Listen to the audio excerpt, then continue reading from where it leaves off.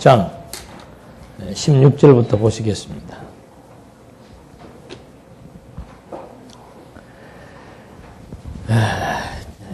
사랑의 율례에 대한 내용입니다. 생활에 대한 율례 가운데서 마지막으로 하나님 사랑에 대한 율례 내용인데, 마지막 부분이 오늘 여호와 네 하나님께서 이 규례와 법도를 지키라고 내게 명령하셨다. 그러므로 너는 내 마음을 다하고 내 목숨을 다하여 이것들을 지켜 행하여라. 오늘 내가 여호와는 내 하나님이시라고 선언하고 내가 그의 길을 걸으며 그의 규례와 명령과 법도를 지키고 그의 목소리에 순종하겠다고 하였고, 여호와께서 내게 말씀하신 대로 너를 자신의 보배로운 백성이라고 오늘 선포하셨으니 그분의 모든 명령을 지켜야 한다. 여호와께서 너를 그분께서 지으신 모든 민족들 위에 뛰어나게 하셔서 내가 칭찬과 명예와 영광을 얻게 하실 것이며, 그분께서 말씀하신 대로 너는 여호와 내 하나님의 거룩한 백성이 될 것이다. 하나님 섬기는 일에 대한 이제 결론적인 교훈입니다. 그러니까 교훈의 목표는 이스라엘 자손이 모든 민족, 다른 열방들보다 뛰어나게 하시기 위한 것이고, 그 교훈의 요지는 규례와 법도를 마음과 성품을 다해서 지키게 하기 위한 것이 이 교훈의 요지입니다.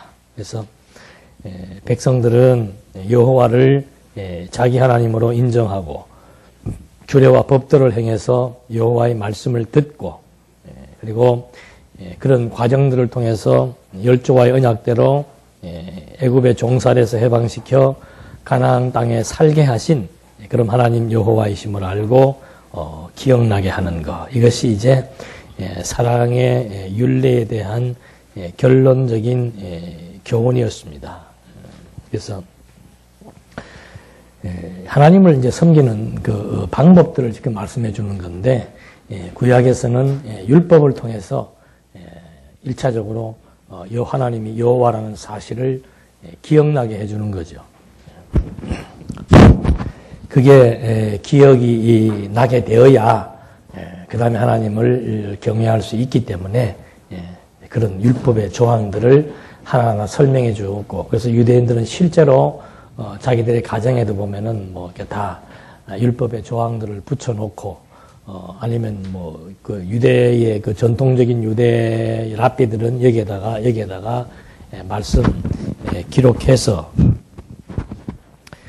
상고하고 있는 그런 것들이 지금도 이렇게 역사적으로 나타나고 있는데, 이게 오전에 말씀드린 대로 율법은 그리스도에 대한 언약의 내용입니다. 그래서 예수님께서 오셔서도 내가 온 것은 다른 거 없다, 율법을 성취하기 위해서 왔다, 아주 정확하게 예수님의 율법관을 우리에게 제시해 준 겁니다. 그러니까 구약에는 진짜 율법대로, 이제 다음 단원에서는 복과 저주를 선언하는 것이 나오는데, 율법을 지키면 이걸 갖다 우리는 이제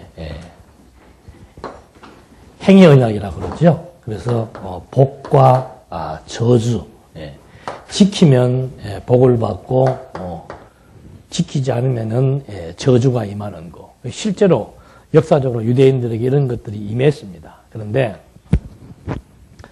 완전히 저주하거나, 그동안 잘 됐더만 이래 또 완전히 저주하거나 완전히 멸망하지 않는 이유는 뭔가 하면은 율법보다 400년 전에 하나님께서 먼저 세웠던 은혜 언약이 있는 거죠.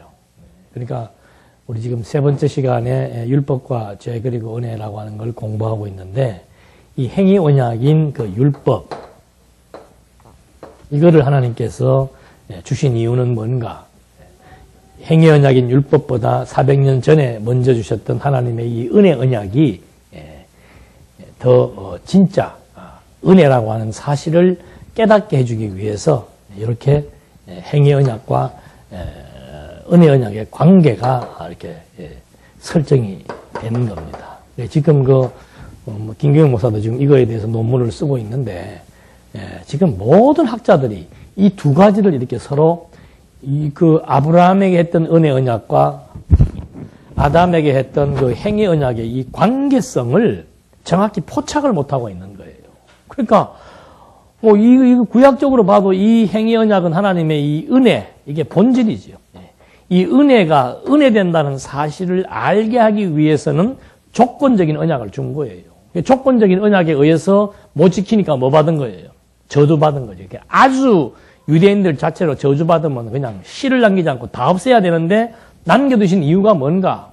왜 애굽에서 해방시켰고, 왜 바벨론에서 회복시켰고, 왜 무너진 성전을 다시 건축시키고, 왜 없어진 제사를 다시 회복시켜 주었는가? 그 근거가 뭐냐 이거죠. 그 근거는 여기에 있다 이 말입니다. 그걸 못 찾아요, 학자들이. 그걸 못 찾고는 그래도 뭔가 상관성이 있을 텐데 그게 뭘까? 지금도 그거에 뭘까라고 고민하고 있기 때문에 그런 논문을 지금 쓰고 있는데, 우리는 뭐 율법과 제은혜 보면은 먼저 나오는 것이 이거 아니에요. 그래서 지금 그 오전에 사도 바울도 이걸 지금 깨달은 거예요. 자기의 행위를 봤을 때는 자기는 뭐예요? 죄인 중에 괴수다 이거죠. 근데 하나님께서 왜 자기를 이렇게 사랑했는가? 창세전 그리스도와 맺은 영불변한 은혜 언약 때문에, 그래서 하나님께서 나를 의롭다고 선언해 주신 그 은혜의 언약 때문에 바울은 은혜의 본질을 깨닫고 하나님의 은혜에 감동하게 되는 거죠. 그래서 여호와를 경외하며 살게 되는 거라 그 말입니다. 그래서 그런 맥락 속에서 지금 우리가 공부하고 있는 그 율법도 저런 맥락 속에서 지금 하나하나 소개되는 신학적 의미를 알고 공부를 하게 되면은 더 쉬울 것입니다. 그 다음에 이제 마지막 단원으로 가서는 이제 약속과 권고죠. 약속과 권고로 교훈하는 내용입니다. 그러니까 먼저는 생명에 관한 율례를 주셨고, 그 다음에 생활에 관한 율례를 주었고, 그리고 마지막으로는 이제 최종적인 복과 저주를 선포해서 백성들로 하여금 하나님이 여호와이심을 알게 하는 내용이 나오는 겁니다. 그래서 호렙산에서 언약을 한 내용과 모압 땅에서 언약한 내용, 이 두 가지 내용들을 이제 27장으로부터 34장까지 소개하면서 그 복과 저주가 임하게 되는 내용을 말해주고 있는 겁니다. 그러니까 복과 저주도 마찬가지예요. 이게 전부 다 역사적으로는 우리가 지금 현재 이렇게 평화를 누리는 것은 뭔가? 하나님께서 우리를 어디에서? 애굽에서 해방시켜 주신 은혜라고 하는 사실을 깨닫게 해주는 것이고, 저주가 임할 때는 뭔가? 우리가 그 사실을 잊어버리고 우리 좋은 대로 사니까 하나님께서 우리에게 엄청난 어려움, 징계를 주어서 그 징계로 말미암아 옛 애굽의 생활을 기억해서 하나님이 여호와이심을 깨닫게 하기 위한 하나의 방식으로 저주를 선언해 주는 거죠. 저런 맥락 속에서 이제 언약으로 약속하는 내용이 27장으로부터 30장까지 소개되는데, 먼저는 호렙산 언약으로 약속하는 내용입니다. 그러니까 27장은 1차 선언이에요. 불순종하는 자에게 경고하는 내용입니다. 불순종하면 하나님의 저주가 임한다. 그러니까 구약이 어려운 게 뭔가 하면은, 불순종하면은, 이게 한국교회가 지금 오늘 오전에 디모데에서 말한 대로 한국교회가 그렇게 지금 잘못된 교사들이 70-80% 이상이 넘습니다. 그러니까 30-40년 지나니까 이제는 막 기둥뿌리부터 흔들리기 시작을 하는 거예요. 율법 가지고 보세요. 불순종하면 뭐가 임한다? 저주 임한다. 여러분 지금 불순종하면 여러분 어떻게 됩니까? 저주가 임합니다. 이게 지금 율법에 대한 확신을 갖고 가르치는데 본인이 뭐 하는 거예요? 잘 모르는 거예요. 이 관계도 모르고 있고. 그러니까 구약성경 읽고 또 오전에 강의했던 그런 내용들을 읽고, 여러분 이러이런 사람은 천국 못 갑니다. 그러면 뭐 다 못 가지, 뭐 다 못 가. 그런 것처럼 지금 이제 나오는 내용 중에서 1차 불순종하는 자에 대한 경고 약속을 해주는데, 불순종하면 저주받는. 실제로 구약 백성들 불순종하면 어떻게 해요? 나라의 전쟁과 전염병과 막 기근과 엄청난 어려움들이 주어집니다. 그러니까 사사시대가 그걸 극명하게 보여주잖아요. 사사가 딱 나타나가지고 백성들로 하여금 사사를 통해서 하나님이 하신다는 걸 깨닫게 되면은 나라에 뭐가 와요? 평화가 오는 거예요. 근데 벌써 한 세대 딱 지나면은, 물론 구약의 사사기가 모형적이지만은 참 현실적으로 그대로 적용될 수 있는 그거 뭔가 하면 교육 끊어지면 벌써 사사시대의 당대에는 하나님에 대해서 아니까 평화가 주어졌는데 그거 딱 단절되고 나면 그 다음에 어떻게 돼요? 곧바로 하나님을 모르는 세대들이 나타나가지고는 하나님 앞에 불순종하는 겁니다. 그러니까 하나님께서 뭐 해요? 저주를 내려서 깨닫게 하는 겁니다. 깨닫고 또 하나님 앞에 돌아와서 하나님 아버지요 좀 하니까는 또 사사를 세워가지고 뭘 주는 거예요? 평화를 주는 거예요. 오늘 우리도 마찬가지예요. 영원한 사사 되신 그리스도의 말씀을 통해서 하나님의 은혜에 대한 깨달음이 없으면은 뭐가 오는 거예요? 마음에 그러니까 하나님의 징계받는 것은 물론 뭐 질병도 징계가 될 수 있고 뭐 다른 여러 가지 징계가 제일 먼저 찾아오는 징계는 뭔가? 마음이 찢어지는 겁니다. 마음이 갈라지는 거예요. 갑자기 불안하고 초조하고 두렵고 미움, 정오, 분노 막 엉키고 성키는 거. 그거 지금 저주가 임한 거예요. 쉽게 얘기하면. 그래서 말씀이 주어지면은 어떻게 해요 또? 깨끗하게 정리되면은 마음에 뭐가 생겨요? 평안이 생기는 것이고. 이걸 이제 그리스도가 구약에서 이 복과 저주를 그리스도가 실제로 당신이 저주받아 가지고 자기 백성들에게 참된 신령한 복을 누리게 하기 위한 그리스도의 사역에 대한 모형적인 언약이죠. 그래서 지금 우리는 그리스도 지체 안에 있는 우리들도 이제는 우리의 마음판에 새겨진 진리의 말씀에 의해서 우리가 칠이 다스림을 받을 때는 마음의 평안에 유지되고 그 다스림으로부터 벗어나기 시작하게 되면 그때부터 이제 고통과 번민과 갈등과 두려움이 증폭된다라고 하는 거. 이건 피할 수 없는 거죠. 그러니까 다른 방책이 없습니다. 우리의 살 길이 뭔가?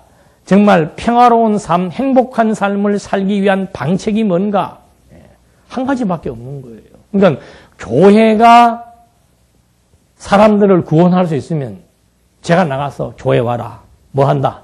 구원받으니까 동산교회 나와라 하는데 그거 아니잖아요. 여러분 동산교회 나오시는 이유가 뭐예요? 구원은 다 받아놓고 구원은 여러분들이 싫다고 해도 안 돼. 그거는 이미 다 나 뭐 구원 못 받겠다 그래도 그거는 안 된다니까. 그럼 이거 뭐하러 나오는가? 동산교회 나와야 되는 이유가 뭐예요? 구원받기 위해서 나오는 게 아니에요. 성경의 말씀을 올바르게 가르치니까 그 말씀을 올바로 배워서 하나님에 대한 존재 확정을 얻고 하나님에 대한 확신과 확정이 있으면 행복한 사람 되는 거예요. 행복 전도사가 필요 없어. 그냥 말씀 깨닫고 마음에 평안해지면 그 이상의 행복은 없는 겁니다. 그렇게 해서 여호와 경외하면서 선한 싸움이며 살고 싶은 내 일생 그걸 지금 우리가 바로 찾았기 때문에 지속적으로 말씀을 듣고 그 말씀에 의해서 함께 교제하며 진리를 위한 선한 싸움을 쌓기 위해서 동산교회가 필요한 것 뿐이지. 그러니까 제가 다른 데 가서 전도를 못하는 이유는 뭔가 하면은 교회가 구원하는 집단이라면은 교회 나오세요, 교회 나서 하지만은 그게 아니고 내가 내 입으로 가가지고 동산교회 나와라. 왜? 동산교회 나오면 내 설교 잘한다. 강의 잘하니까 나와서 그 말을 어떻게 해요? 넘사시럽게. 그래서 저는 얘기 못하는 거예요. 친구들도 너는 왜 교회 나와라 소리를 안 하고 뭐 하나님 믿으라 소리를 안 하냐? 그럼 내가 어떻게 얘기를 해요? 본인들이 진짜 뭐 내가 인생이 괴로우니까 네가 믿는 하나님에 대해서 좀 알고 싶다. 얘기를 좀 해봐라. 그러면 얘기를 하지만은 다 행복하게들 나름대로 살고 있고 그렇게 하는데 옆에 가가지고 뭐 하나님이 어떻고 하면 너 잘났냐 이놈아 그러고 말지 누가 그 말을 듣겠어요. 제가 그런다고 또 여러분들도 같이 또 어떻게 해요? 여러분들은 말할 수 있잖아요. 그 얼마나 오직 말씀을 안 했으면 그 앞에 사시는 아주머니가 욕을 했다면서 이놈의 교회는 왜 사람을 오라 소리를 안 하냐. 좀 하셔도 돼요. 얼마나 그게 있으면 그래 나도 얘기 안 하지. 저는 얘기 못 한다고 그랬잖아요. 저도 얘기 안 하지. 왔다 갔다 하는데 봐도 생전에 보면은 뭐 인사도 잘 안 하는 모양이지. 뭐. 인사도 안 하고 얘기도 안 하고 그러니까 저놈의 교회는 저 사람도 별로 없는 교회가 웃긴다.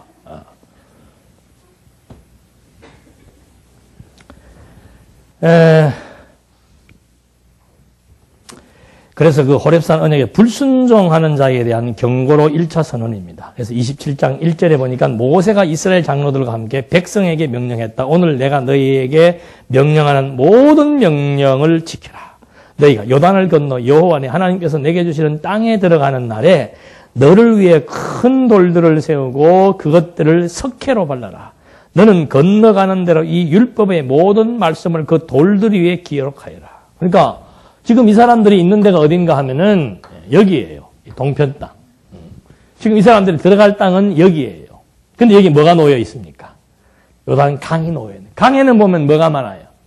돌이 많아요. 수속하는 사람들이 어디로 가는 거예요? 강가를 가는 거예요. 강가에 돌멩이 주워가지고 거기다가 뭐 발라서 석회 발라갖고 거기다 뭐 쓰라. 이런 게 없었던 모양이지. 석회 발라가지고 율법의 조항들을 쫙 기록해 놓아라. 왜? 잊어버리지. 잃어버리면 안 되니까. 그것도 교육이에요. 그 신명기는 재교육하는 겁니다. 재교육하는 거. 광야에서 태어난 세대들에게 하나님이 왜 우리를 애굽에 집어넣어서 왜 광야의 길을 겪게 했으며 왜 가나안 땅을 정복하게 하셨는지에 대한 신세대들을 여기다가 모아놓고 재교육을 하는 거예요. 교육 내용이라고 하는 것은 텍스트가 있어야 됩니다. 이거 없으면 잊어버리는 거예요. 말이라고 하는 것은 하고 나면 그냥 다 별 볼 일 없어요. 글로 남겨야 되는 거예요. 글로. 그러니까 여기 때도 글로 다 남기게 하잖아요. 그래서 이 돌판에 새겨놓은 글의 내용을 통해서 여호와를 기억한 거죠. 지금은 돌판에 새기는 게 아니고 바로 그냥 우리의 어디예요? 영혼에다가 새겨버리는 거예요. 돌판에 새기는 것보다 우리의 영혼이 새기는 게 더 확고한 거지요. 하나님은 아무나 아는 게 아니에요. 반드시 영혼이 어떻게 돼야 돼요? 새로 살아나야 돼요. 새로 살아난 영혼에다가 하나님이 거기다가 뭘 집어넣는 겁니까? 이제 이 진리를 이 영혼에다가 집어넣는 거, 입력을 시켜놓는 거예요. 그래야 이 진리가 입력이 되어야 눈으로 바라보는 모든 5가지의 정보기관으로부터 입수되는 정보들을 전부 다 우리 두뇌의 이 진리의 말씀이 각인돼 있어야 그걸 기가 막히게 처리하고 해석을 하는 거죠. 그래서 구약에는 돌판에 기록했다면은 지금은 어디에다가? 우리 영혼에, 마음판이라고 그러죠. 우리 마음판에다가 기록을 해놓은 것에 대한 하나의 모형적인 약속입니다. 그래서 큰 돌에다가 석회를 발라갖고 율법을 기록하는데 그걸 기록해서 에발산에다가 세워놔라. 그리심산에다가 세우는 내용들은 축복의 내용들을 그리심산에다가 세우고, 에발산에다 세우는 돌에 세워놓은 내용은 무슨 내용? 저주의 내용을 세워놓는 거예요. 또 재밌는 거는 저주의 내용을 세워놓고 큰 돌을 2개 만들어가지고 쫙 이거는 복의 내용, 이거는 저주의 내용. 자, 복의 내용 다 기록하고 믿으십니까? 하면은 뭐 하는 거예요? 아멘. 저주는 믿으십니까? 하면 어떻게 해야 돼요? 노멘 그래야 돼? 아니. 저주도 어떻게 하는 거예요? 목소리가 크게 써요? 작게 써요? 똑같아야 돼요. 왜 그런가? 왜 하나님께서 저주도 아멘이라고 시키고 복도 아멘이라고 시키는가? 왜 그렇게 했어요? 왜 그렇게 했어요? 하나님은 어떤 분이니까? 여호와니까. 복도 저주도 하나님은 여호와이기 때문에 반드시 뭐 하신다? 성취하신다. 그러니까 아멘은 그대로 될 것을 뭐 하는 거예요? 믿습니다. 그 말을 하는 거예요. 그러니까 여호수아서 마지막 부분에 가서는 이 말을 그대로 하잖아요. 하나님께서 우리에게 하시고자 했던 선한 일이나 하나님께서 우리에게 하시고자 했던 악한 일이나 모든 일들이 다 어떻게 됐다? 성취됐다. 그러므로 하나님은 누구이시다? 여호와이시다. 이게 하나님 계시 중심으로 성경을 보는 거라 그 말이에요. 근데 인간적인 관점에서 보는 거는 뭔가 하면은 여기에만 관심이 있는 거예요. 복과 저주, 복 받는가 저주 받는가 여기에만 관심이 있는 거예요. 그러니까 이게 코드가 맞지요. 예? 교인들의 관심은 어디에 있어요? 복이냐 저주냐. 그러니까 목사의 관심도 어디에 있어요? 잘하면은 복 주고 잘못하면 저주한다. 그러니까 이게 막 짝 들어 맞아가지고 한국교회가 막 30배, 60배, 100만 배의 결실을 맺어가지고 부흥한 거 아니에요.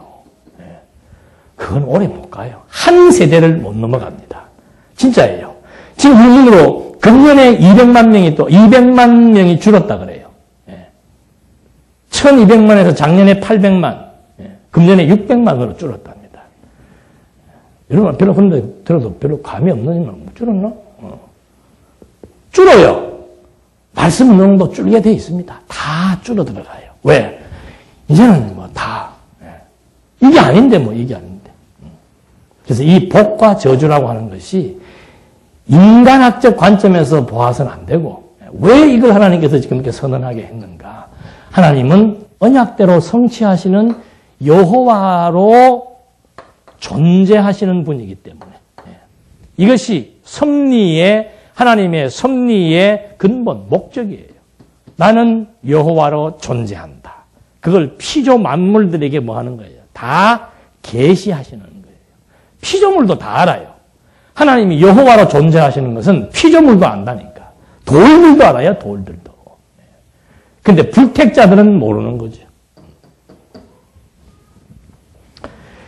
그래서 저주를 지금 선언하는데 큰 돌을 세워서 정제와 사제 기능이 있는데 먼저 사제 기능에 대한 얘기를 해준 겁니다. 그 다음에 9절로 10절 말씀해 보니까 27장 9절로 10절 말씀에 모세와 레위 사람 제사장들이 온 이스라엘 백성들에게 말하였다. 이스라엘아 잠잠히 들어라. 오늘 내가 여호와 내 하나님의 백성이 되었으니 너는 여호와 내 하나님의 말씀을 듣고 내가 오늘 내게 명하는 그분의 명령과 규례를 지켜 행하라. 9절과 10절 말씀에서는 레위 제사장들로 더불어 백성에게 명하는 내용입니다. 여호와의 말씀대로 율법을 시행해라. 그게 여호와의 명령이다. 근데 이런 것들도 우리는 잘못 이해를 하면은 말씀을 듣고 순종을 하면은 백성이 되고 이렇게 생각을 하는 거예요. 아니, 백성 되고 안 되고는 이미 아브라함 부르실 때 이미 결정된 거고 나아가서는 창세전에 결정이 된 거예요. 그러니까 백성 되고 안 되고 내가 잘 믿으면은 백성 되고 안 믿으면 안 되는 게 아니에요. 이게 칼빈도 그렇고 예정론에 지금 우리 예정론도 보면 칼빈도 그런 얘기를 했는데 내가 하나님의 백성 된 것은 선택의 결과이다. 선택의 결과이지 선택의 조건이 아니다. 조건이라는 건 뭔가? 잘 믿으면 그건 조건이에요. 믿는 게 아니고 믿어지게 해주시는 겁니다. 믿기로 작정된 자들은 아무리 안 믿으려고 해도 마지막 가서는 임종하기 직전이라도 하나님께서 어떻게 해요? 믿어지게 하신다니까.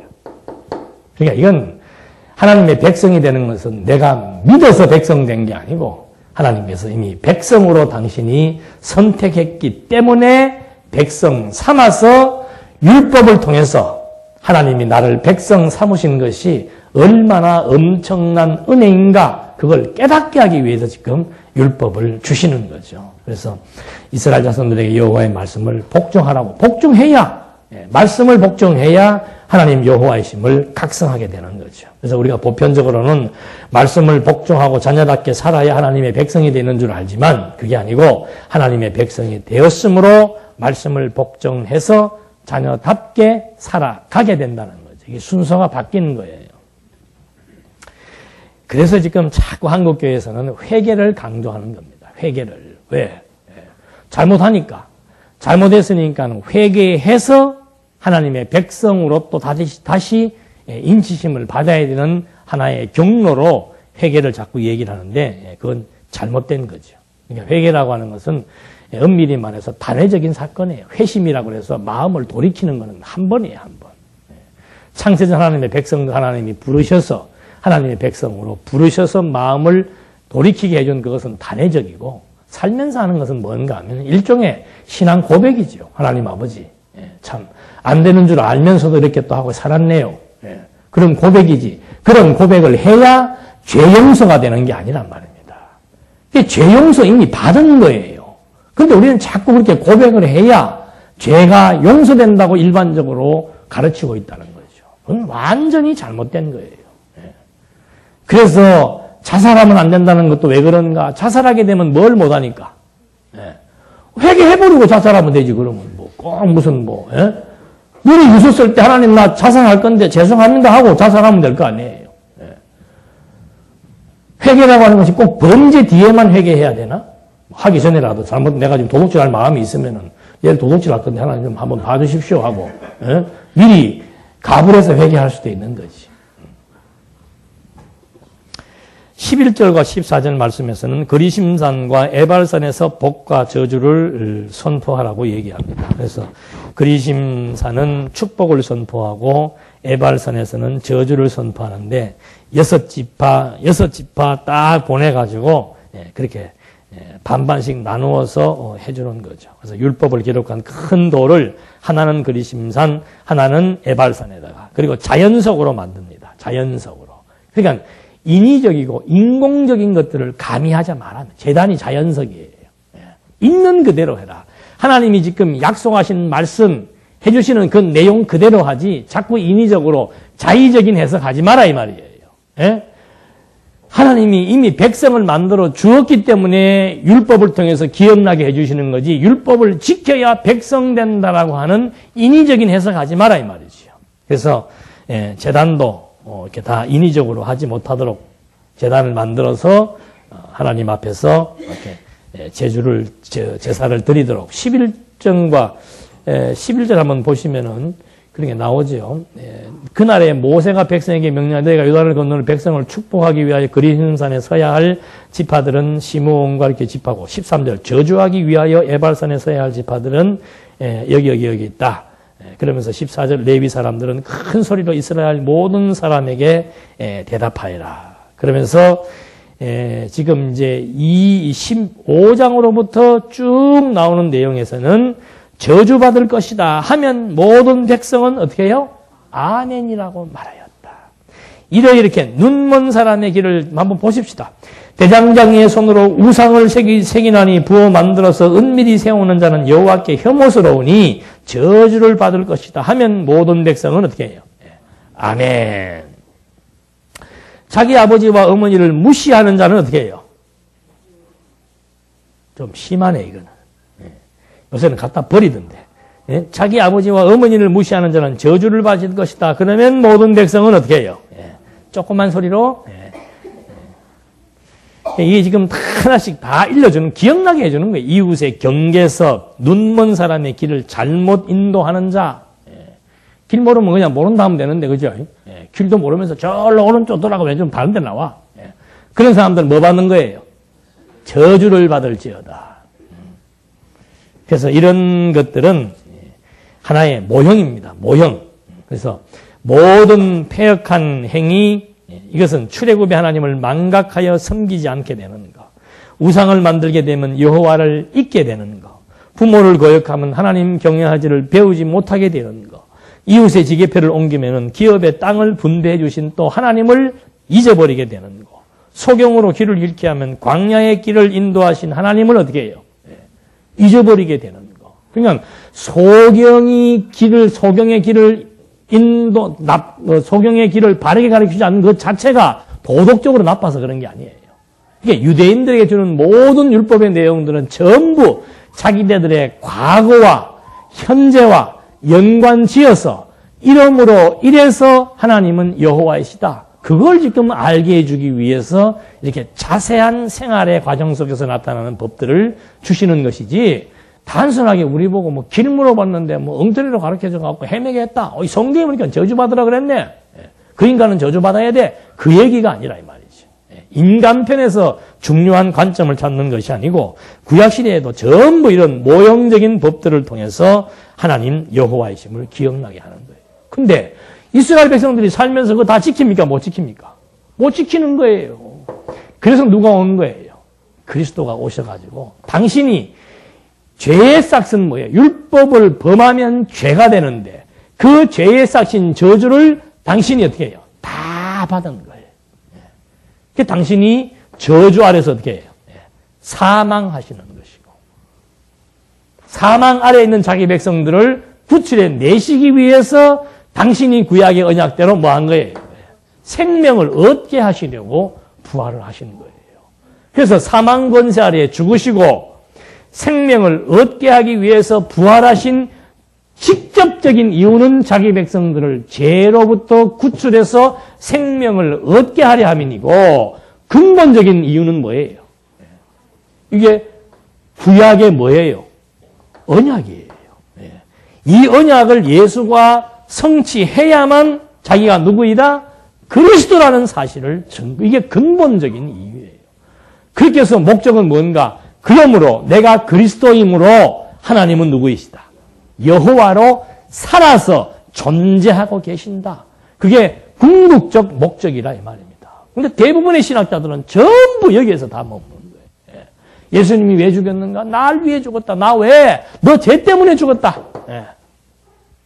그리고 뭐 때문에 부활했는가? 우리 부활하게 해주려고 예수님이 부활했다. 그는 가장 근접적인, 직접적인 이유에 해당되는 것이고, 왜 그러면 예수님이 꼭 우리를, 그러면 그렇게 죄 때문에 죽고 우리를 의롭게 하기 위해 사셨다면은 처음부터 뭐가 없으면 돼요?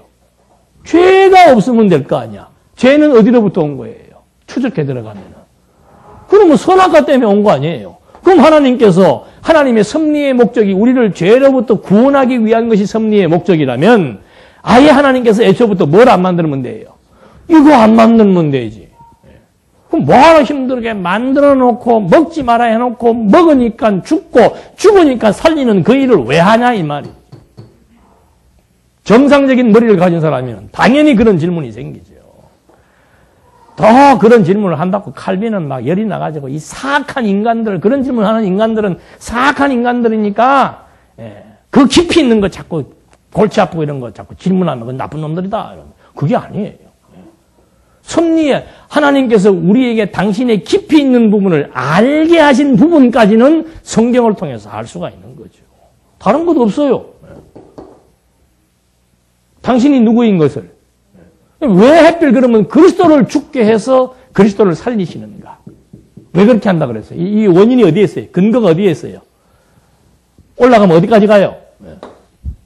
창세전 그리스도로 말미암아 우리에게 복 주시기로 작정했기 때문에 당신이 직접 우리에게 뭘 줘야 돼요? 복을 주셔야 되는 거예요. 그래서 당신이 직접 복을 주시기 위해서 저주받아서 죽고 복을 주시려고 생명부활을 하셔서 우리에게 뭘 주는 거예요? 저복을 주시는 거예요. 창세전 그리스도 안에서 세웠던 하나님의 작정을 반드시 그리스도는 성취하시도록 되어 있는 거예요. 그런 그리스도가 오셔서 참 멋있는 말 아니에요? 내가 온 것은 내 뜻을 이루기 위해서 온 것이 아니다. 창세전부터 세워놓았던 하나님의 이 영원한 작정, 계획, 뜻을 이루어서 어떻게? 내가 그리스도라는 사실이 판명되면은 나로 말미암아 복 주시기로 약속하신 하나님은 봐라. 하나님을 눈으로 볼 수 없잖아요. 하나님을 만난 자가 없고 인간 하나님을 눈으로 볼 수가 없는데 누구를 통해서만? 그리스도를 통해서만 하나님을 볼 수 있는 거예요. 그래서 디모데서에서도 우리를 구속하신 이유가 나와. 우리를 죄에서 구속하시고 우리를 의롭다 했다. 그건 단순한 그 사건을 지금 말하는 게 아니에요. 저런 깊은 근본적인 배경에 의해서 반드시 그리스도는 오셔야 됩니다. 반드시 인간은 타락해야 되고 반드시 그리스도는 오셔서 죽으시고 부활하셔야 돼요. 왜? 창세전부터 세워놓은 하나님의 작정이니까. 하나님 그 작정 왜 했는가? 그게 당신의 영광을 선포하는 하나의 원리예요. 그러니까 하나님은 인간을 위해 섭리하시는 게 아니고 당신의 사상, 뜻, 로고스라 그러죠. 태초에 말씀이 계셨느니라. 영원한 당신의 뜻과 사상을 온 피조 만물에게 그 영광을 뭐 한 거예요? 선포해 놓은 거예요. 그 드러난 영광이 타락 전에는 모든 만물이 꽉 차 있으니까 그 자연 만물만 보고서도 하나님의 영광을 보고 찬양할 수가 있었는데 타락한 이후로부터는 이 영광이 드러났던 이 피조 세계에 저주가 덮여서 영광을 볼 수가 없단 말입니다. 그래서 영광의 본체이신 그 그리스도가 오셔서 우리에게 이 저주의 눈을 팍 벗겨버리고 생명의 눈으로 바꿔 놓아서 이제는 이 세계에 있으면서도 하나님의 영광을 뭐 할 수 있어요? 예, 바라볼 수가 있잖아요. 우리 사진사, 우리 교회 대표 사진사, 예, 지난번에 보니까 단풍들 많이 찍었더만. 예, 그게 다 뭐예요? 예, 신기하지 않아요? 예, 어떻게 그렇게 기가 막힌 색깔로 꼬박 그 때가 되면은 하나님이 정해놓은 때, 온도 따라서 색깔이 변하게 돼 있고 떨어지면 끝나야 될 거 아니에요. 예? 지금 다 떨어졌어. 나뭇잎들이. 다 떨어졌으면 끝나야 되잖아요. 근데 떨어졌는데 또 내년이면 어떻게 해요? 아, 그거야 나무가 있으니까. 예, 그건 뭐 그것도 칩시다 그러면. 예, 그 정도는. 그러면은 나는 정말 신기해요. 우리 이 밭에 보면은 이것도 밭이라고. 뭐 뿌린 것도 없어. 오이를 심은 적도 없고 참외를 심은 적도 없어요. 아까 우리 어느 집사님이 그런 얘기를 하더만 솔방울 떨어진 거 보고 죽었다 그러더라고. 나는 살았다 그러고. 솔방울이 죽었어요, 살았어요? 붙어 있으면 살았고 떨어지면 죽은 거예요? 아니에요. 죽은 건 없어요. 다 살아있는 거예요. 여러분, 오이씨가 이게 말라 비틀어진 오이씨가 죽었어요, 살았어요? 다 밝혀주고 물을 필요가 없지. 이게 죽은 게 아니라니까요. 근데 우리는 심지도 안 했어요. 그냥 어떻게 오이 하나 먹다가 던져놨는데 그게 죽은 척하고 있다가 어떻게 해요? 땅에 들어가서 어떻게 되는 거예요? 요만한 씨가 땅에 들어가서 썩는데 오이밭에 오이가 어떻게 해요?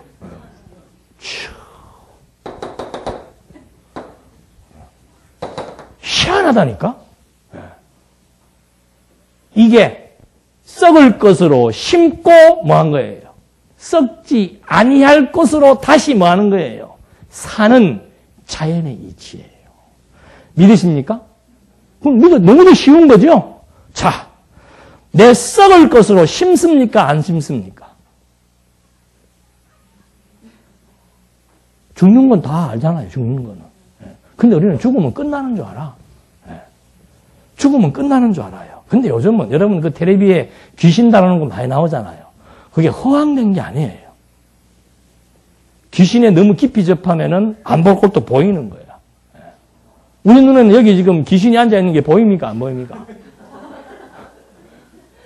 이 속에 있어요? 없어요? 이러고 있는 게 하나 있다니까요. 저녁에 들어와서 보면은.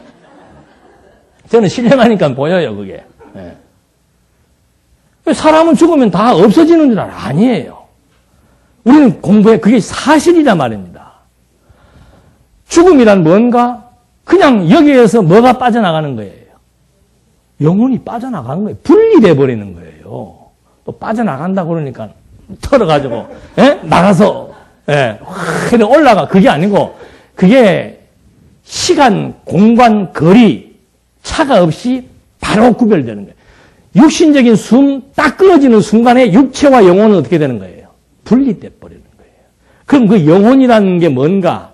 그 특성은 그건 영혼이 존재하는 겁니다.